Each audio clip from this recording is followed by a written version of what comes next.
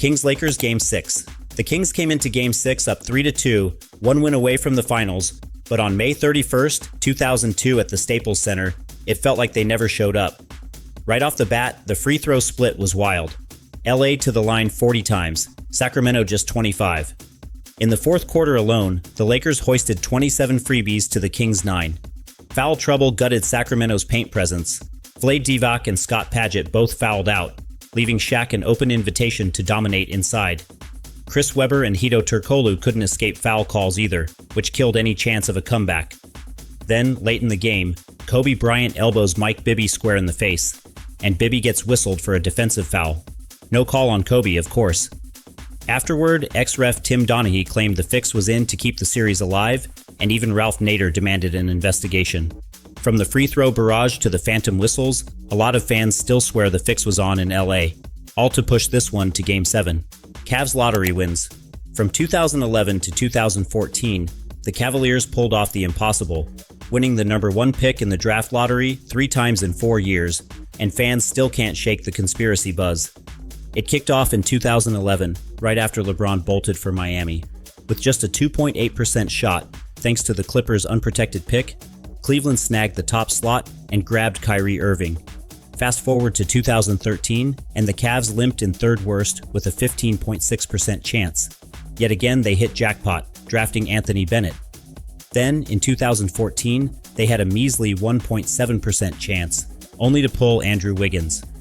People whispered that the league wanted Cleveland in the spotlight, maybe even laying the groundwork for LeBron's grand return. With odds that wild and TV ratings and merch sales on the line, the timing just felt way too perfect to be random. Michael Jordan's suspension. In 1993, MJ dropped a bombshell retirement at just 30, fresh off a three-peat with the Bulls, and blamed a lost fire and his dad's tragic murder. But the rumor mill went into overdrive. Word was Stern quietly benched him over gambling. After all, footage showed Jordan hitting Atlantic City tables on the eve of a playoff game. He'd admitted to losing $57,000 on bets, and a golf buddy claimed he was still on the hook for $1.25 million, settled later for $300,000. Some wild theories even tied his dad's death to unpaid gambling debts. Stern always shot down talk of a hush-hush suspension, and Jordan stuck to his story: grief, burnout, and a baseball dream. Deep dives and documentaries turned up zilch on any cover-up. Still, the timing and his well-documented gambling binge-keep conspiracy fans convinced there's more to the story. 1985 Draft Lottery. Back in '85, the NBA rolled out its first ever draft lottery to kill tanking, and Patrick Ewing was the ultimate prize. The New York Knicks hit the jackpot, and the conspiracy whispers kicked off immediately. Supposedly, the Knicks envelope had a sneaky crease, so Commissioner Stern could just feel for the bent corner in the clear drum. Even an accountant was spotted smacking one envelope on the edge, maybe to create that telltale fold. Then there's the ice-cold envelope theory. Fans swore Stern froze New York's slip so he could fish out the chili pick by touch. Everyone figured the league wanted Ewing in the Big Apple, huge market, struggling franchise, and Stern himself was a New Yorker. Decades later, that 1985 lottery still ranks as one of the NBA's wildest conspiracy plays. Chris Paul trade veto. Back in December 2011, the Hornets were about to pull off a blockbuster. Chris Paul to the Lakers, with New Orleans, then owned by the NBA, getting Lamar Odom, Kevin Martin, Goran Dragic, plus a first-rounder, and Houston landing Pau Gasol. But NBA boss David Stern, wearing his owner hat, stepped in and slapped down the deal, saying basketball reasons. Word is, owners from small markets, Dan Gilbert was front and center, leaned on Stern to nix what looked like another superstar super team. They feared it'd tip the competitive scales. Plus, the league wanted the Hornets to stay mildly competitive for potential buyers, rather than strip out their marquee asset. Just days later, CP3 ended up in a fresh swap to the Clippers, an outcome that reshaped LA's trajectory for years. That veto still sparks debate. When the league itself owns a team, how deep should it meddle? In this case, the NBA burned the Lakers and changed the landscape for everyone involved. Luka trade and Mavericks relocation. On February 2nd, 2025, the Mavs pulled off the NBA's shocker of the year, shipping 25-year-old Luka to the Lakers. Just months after dragging Dallas to the finals and dropping a 33.9 PPG season, he was gone in exchange for 32-year-old Anthony Davis, rookie Max Christie, and a 2022 first-rounder. Fans and pundits were left scratching their heads. Dallas was still a contender, and Luka never demanded a move. Rumors swirled that the Adelson family's Vegas ties and gambling interests had more to do with this than X's and O's, sparking whispers of a relocation blueprint. The fallout was instant. Protests in the streets, season ticket cancellations flooding in, and front office trust hitting rock bottom. Even with Patrick Dumont and Adam Silver insisting it was purely basketball, the Luka trade equals Vegas move theories refused to die. Jimmy Butler is Michael Jordan's son. One of the NBA's wildest rumors is that Jimmy Butler is secretly Michael Jordan's son. It first popped up in 2016 on some sketchy site called TZ Owens, where an anonymous poster claimed Jordan fathered a child in 1988 and paid the mom hush money, until the checks stopped 13 years later and she bounced the kid. The timeline checks out for rumor buffs. Butler was born in Houston in September '89, and Jordan supposedly played in Texas 9 months earlier. Add in Butler's dad disappearing when he was a baby, and his mom kicking him to the curb at 13, and conspiracy fans say it's all too neat. They even point to Butler's killer competitive streak and a certain uncanny resemblance to MJ. But here's the reality check: none of this is backed by solid proof. Jimmy's mom is Londa Butler, and there's zero credible link tying Jordan to their family. The dates don't line up cleanly, and no reputable source has ever confirmed a dime of it. Fun to speculate? Maybe. Fact? Not so much. Serge Ibaka lied about his age. For 8 seasons, Serge Ibaka was the paint's enforcer, an elite rim protector, lockdown defender, and surprisingly smooth shooter. Then, right around the 30s, his game just faded. Cue the age flip theory. What if he wasn't born in '89 but in 1982? That would tack on 7 extra years. Here's the timeline skeptics point to. The Second Congo War kicked off in '98 when Ibaka's mom died and his dad was jailed. If he was born in '82, he'd have been 16 when the conflict began and 21 when it wrapped in 2003. Yet official records say he joined a pro team at 17 in '06. What if he was really 24? Europe came calling at 25, and the Thunder drafted him at 27, but everyone thought he was 20. His prime stretch from 2012 to 14? Great years for a 30 to 32-year-old, not a fresh-faced 23-year-old. After that, his production dipped like any mid-30s big man's would. Now, as he ages into his late 30s and beyond, some whisper he'll wind up like Udonis Haslem, deep bench vet well past 40. Conspiracy or not, the real age theory sure lines up with Ibaka's rise, peak, and decline. Ryan Anderson is colorblind. Here's a wild one. Some think Ryan Anderson's struggles in red-soaked arenas aren't mental, they're literal. The theory goes he's colorblind, so walls, padding, and court lines awash in red throw off his depth perception, making the rim look closer than it really is. Check the splits. In 2016, Anderson shot just 37%, 33.2% from 3 at Houston's Toyota Center, decked out in Rockets red. But on the road, he shot a scorching 46.1%, 46.7% from deep, with free throws jumping from 77.3% at home to 92.9% away.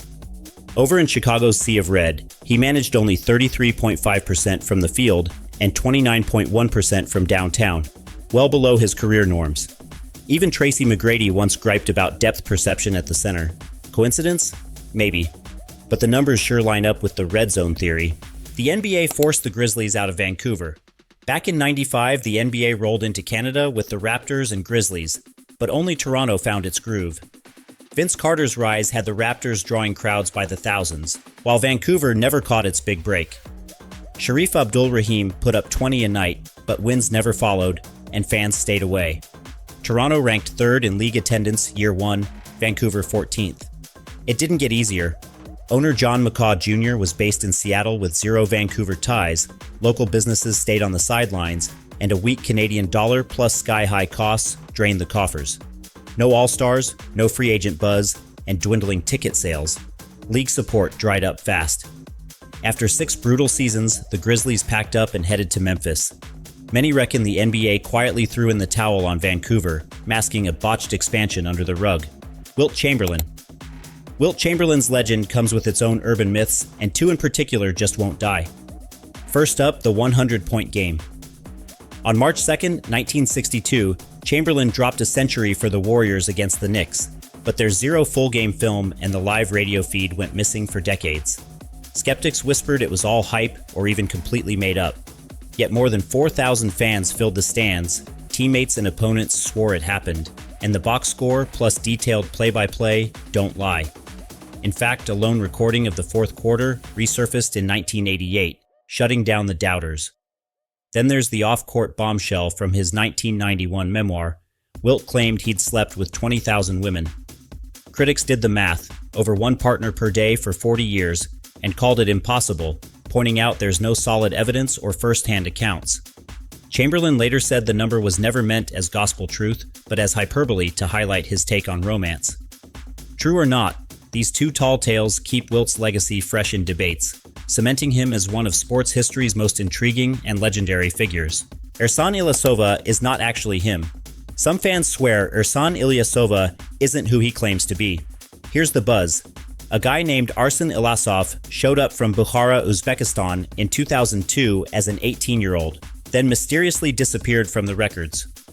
Not long after, Turkish authorities suddenly had a 15-year-old son to register. Ersan Ilyasova, born May 15, 1987.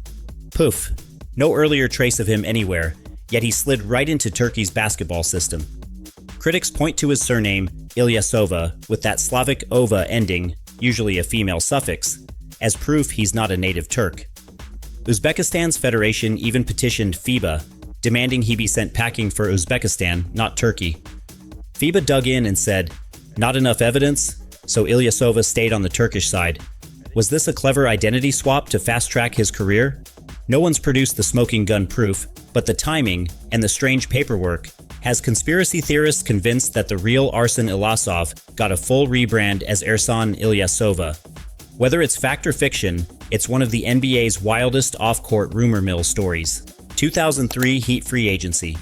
Back in the summer of 2003, the Heat suddenly had an extra $4 million in cap space after Anthony Carter's agent, Bill Duffy, forgot to pick up his player option. Carter hit the market instead of cashing that check, and Duffy later owned up to the paperwork blunder, reportedly spending the next 15 years making Carter whole. That gaffe let Miami swoop in on Lamar Odom, who turned into a key trade chip in the blockbuster Shaq deal with the Lakers in 2004. Shaq's arrival fueled Miami's first title in 2006. Now, conspiracy buffs think this was no fluke. They argue the Heat quietly greased the wheels, paying off Duffy or Carter to zip it on that option, and engineered the cap room they needed to land Odom. From there, everything fell into place for South Beach's championship springboard. 2012 draft pick for New Orleans. Back in 2012, the draft lottery looked more like a setup than a random draw. Everyone swears the Hornets were destined for Anthony Davis. Remember, the league owned New Orleans after buying them from George Shinn in 2010. Then Tom Benson swooped in on April 13th for $338 million. Just 6 weeks later, May 30th rolls around, and boom, the Hornets land the number. One pick with only a 13.7% shot. Coincidence? Skeptics don't buy it. They say the NBA wanted to hand Benson a unicorn prospect to juice the franchise's value for sale. Sure, league brass and team reps were on site to verify the drawing, but conspiracy fans swear the odds were secretly tilted in Nola's favor. Whether it was a clever gift to the new owner or just dumb luck, that lottery night set the stage for a newly minted superstar in purple and gold. The Spurs broke the AC on purpose.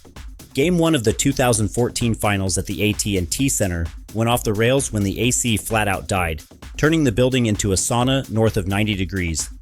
Mid-game timeout, you can hear LeBron over the mic growl, "I'm gonna need some colder water now. They're trying to smoke us out of here." By the fourth, the Heat literally got to him. He cramped so bad he had to sit out the final 4 minutes. That's when the Spurs blew the doors off with a 31-9 blitz, including a dagger 16-3 run to ice the win. San Antonio later blamed an electrical glitch for the blackout and said sorry for the heat wave, but Heat fans still raise an eyebrow. Their best player couldn't finish, the Spurs rode that wave, and they wrapped the series up in 5 for title number 5. Coincidence? Or a perfectly timed home court advantage? Paul Pierce pooped his pants and faked an injury. Game 1 of the 2008 finals got weird when Paul Pierce crumpled to the floor in the third quarter against LA, grabbing his leg and rolling off in a wheelchair. Everyone braced for the worst. Pierce looked done for the night. But minutes later, he nonchalantly jogged back out and dropped buckets like nothing happened. Cue one of the NBA's quirkiest conspiracy theories. Pierce didn't feign injury. He'd spilled something on his white shorts and used the chair to hide the stain. Fans bought it. What else explains needing a wheelchair, then bouncing right back in? In 2019, Pierce finally spilled the real secret. I just had to go to a bathroom. Though he denied any wardrobe emergency, quipping it wouldn't make sense to wheel off if that were true. Real or not, that mystery moment lit a fire under Boston. They snagged Game 1, and Pierce capped it off with Finals MVP honors. The NBA sanctioned a Jordan Barkley Finals in 1993. After Magic and Bird bowed out, the NBA was star-hungry. So for the 93 Finals, they stirred up the perfect face-off, Jordan versus Barkley. The Bulls were already dynasty-bound, and Barkley was fresh off MVP honors with the Suns squad that snagged the league's best record, but almost bit the dust in round 1. Down 0-2 at home to the 8th seed Lakers, Phoenix needed an OT win in Game 5 just to stay alive. Then in the West Finals versus Seattle, Game 7 saw Phoenix at the charity stripe 64 times to Seattle's 36. A 28 free throw gap? That has conspiracy written all over it. Rumor has it the league quietly nudged the calls so Barkley could ride his vets and shiny new logo into another epic finals showdown. After all, the league wanted a slick, drama-free road to Jordan versus Barkley, and those lopsided free throws sure helped get the Suns there. The Nuggets weakened their bench to boost Jokic's stats. Some think the Nuggets are scheming to tank their bench D just to juice Nikola Jokic's stats. As of March 23, 2025, his on-off split is absurd. Plus 15 points per 100 possessions with him playing, and a minus 10 without him. Coach Mike Malone routinely yanks Jokic alongside starters like Jamal Murray and Aaron Gordon, turning things over to spotty defenders such as Jalen and Zeke Nnaji. Case in point, on March 19th versus LA, Denver's reserves surrendered 18 points while scoring just 4 in a 6-minute span. That group sits near the cellar in defensive rating whenever Jokic hits the bench. With MVP ballots leaning heavily on those advanced numbers, skeptics argue this isn't fluke. It's a deliberate move to make Jokic's impact look untouchable. The 2008 draft lottery was rigged for Chicago. Remember the jaw-dropper in 2008 when the Bulls snagged the number 1 pick with just a 1.7% shot? Critics still swear it was no fluke. They say the NBA bent the rules so Chicago could lock up hometown kid Derrick Rose. Rose was the consensus top talent, born and bred in the Windy City, fresh off back-to-back state titles at Simeon and a run to the national championship at Memphis. For a franchise desperate to recapture its MJ glory, landing Rose was marketing gold. Ticket sales, TV ratings, and fan buzz all went through the roof overnight. Skeptics point out the perfect timing. The league needed Chicago back in the spotlight, and a hometown hero was the easiest way. Even today, that 2008 lottery still gets called out as prime real estate for a rigged draw, because sometimes pulling off a Cinderella story is just too convenient. Blind Rudy Gay was a borderline all-star. Rudy Gay was practically playing blind for years. He admitted in 2013 his vision was so bad he could barely pass a driver's test, and he refused contacts because he was freaked out about putting stuff in his eyes. So he spent seasons jacking up shots without clear sightlines. Then in the 2013 offseason, he finally got LASIK and boom, 2 of his best shooting years followed.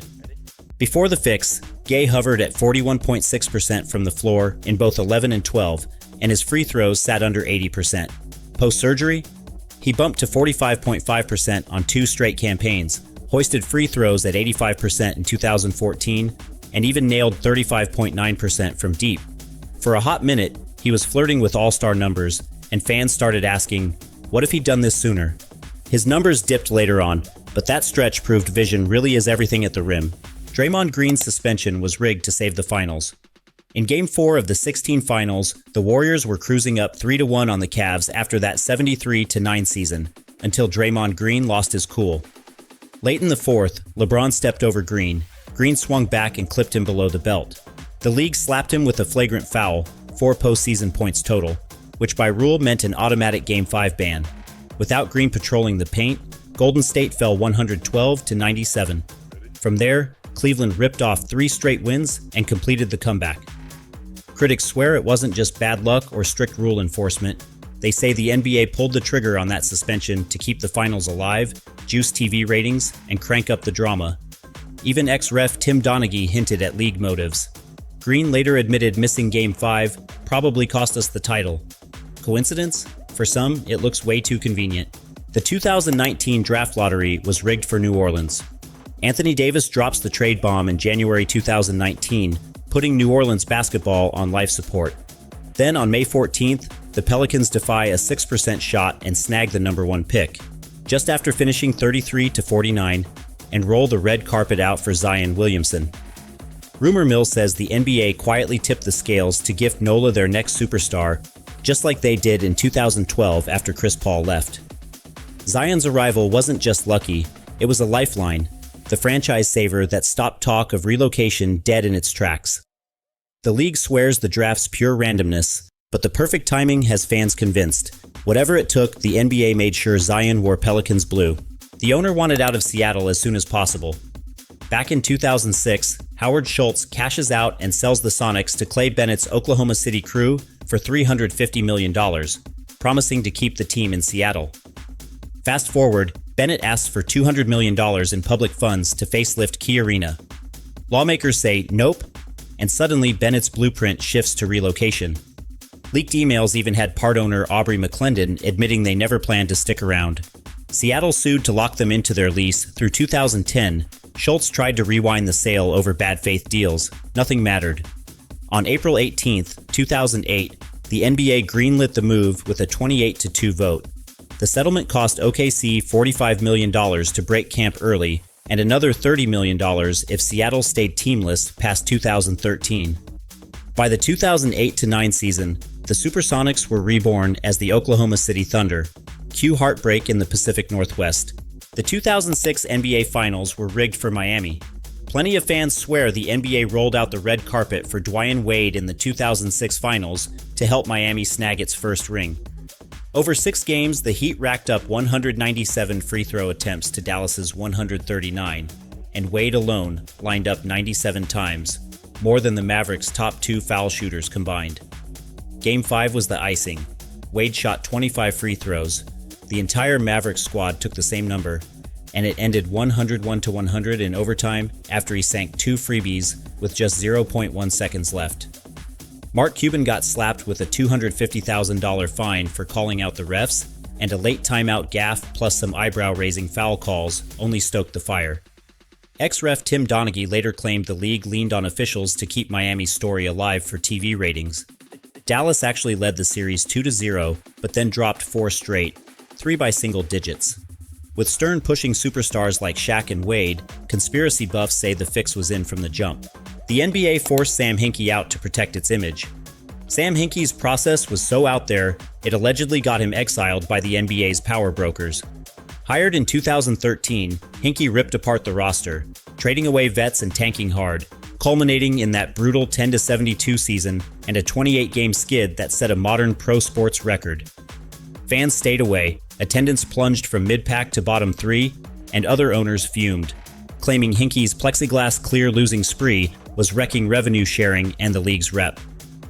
By December 2015, word was Adam Silver leaned on Sixers owner Josh Harris to install Jerry Colangelo in Hinkie's spot, and sure enough, Hinkie resigned.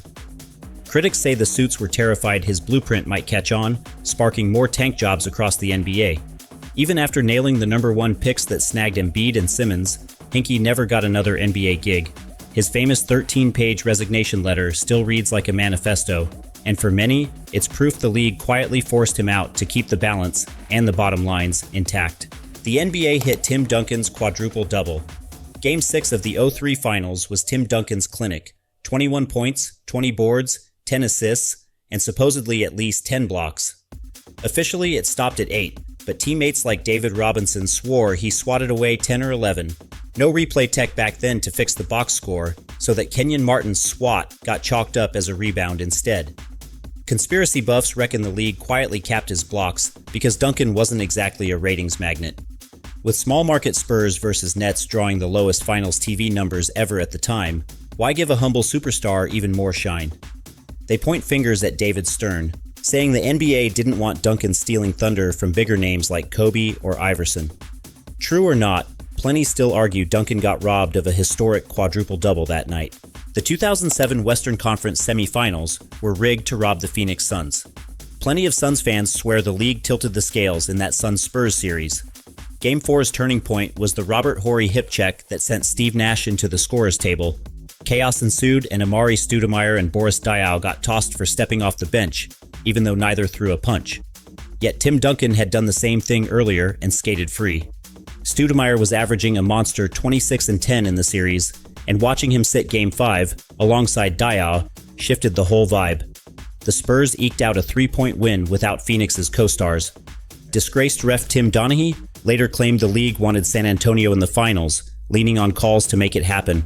The Suns were running the show that year, but rumor has it, NBA brass preferred the safer Spurs. David Stern stood firm on those suspensions, no context given. For Phoenix diehards, that series still stings. They'll tell you the fast-paced Suns got robbed of their best shot at a title.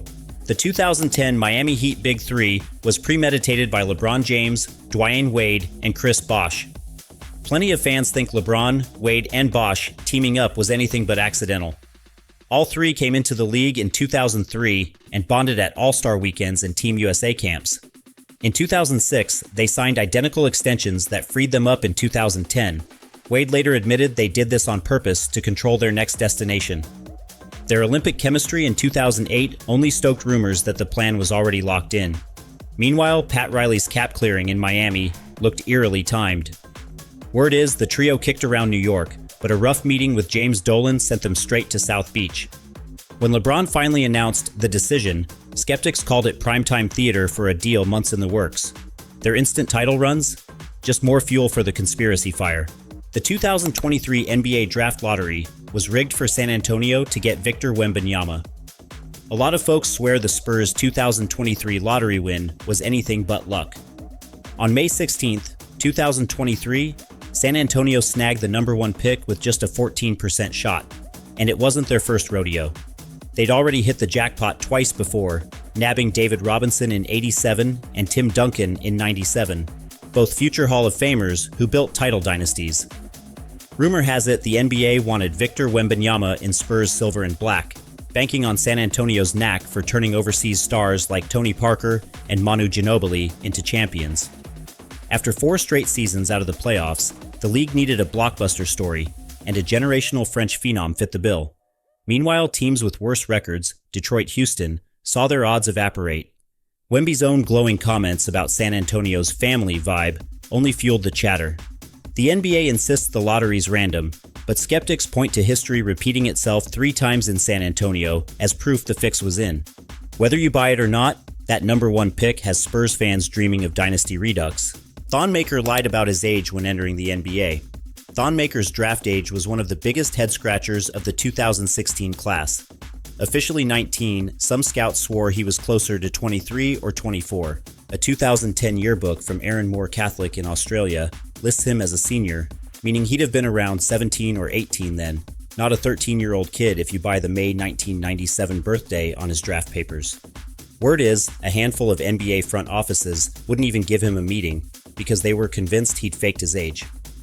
Maker's journey, from South Sudan to Australia, then the US and Canada, gave plenty of room for paperwork gaps. He looked physically way more grown than a typical teen, which only stoked the rumors. Despite insisting his birth date was legit, he never produced a South Sudanese birth certificate to quiet the chatter. His on-court numbers, under 5 points a night for a top 10 pick, never matched the hype, and many chalk that up to the age mystery stunning his upside. True or not, Maker's real birthday is still one of the NBA's juiciest draft rumors. If you enjoyed this, I'm going to be posting a lot here. I would greatly appreciate it if you could subscribe. Thanks for watching.